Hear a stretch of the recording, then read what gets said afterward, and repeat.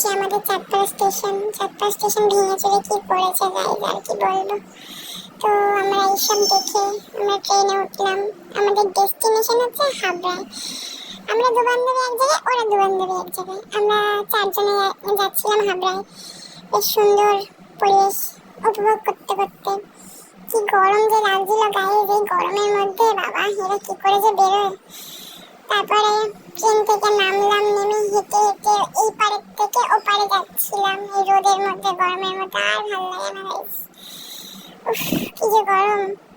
তারপরে আমরা সব একটু গসিপ করছিলাম, করতে করতে যাচ্ছিলাম।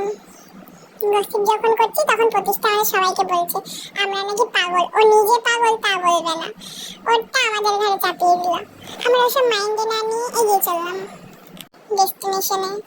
এই যে আমাদের অনিশা মডেল নামছে, ও কিন্তু খুব ভালো মডেলিং করতে পারে, কেউ যদি চান তাহলে কন্ট্যাক্ট করতে পারেন।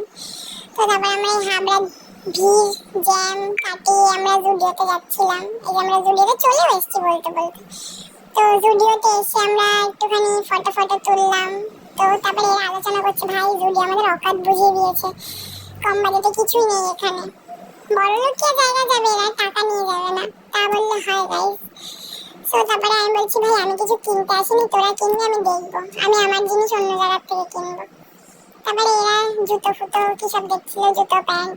তারপরে এসে সুন্দর সুন্দর ইয়ে ছিল, ওয়ান পিস ছিল, এরা তাই দেখছিল। তারপরে এরা অবসরে খেতে এসছে পেট পুজো। আর ভালো লাগছিল না গাইজ। টাটা, আমরা খেয়ে নিই।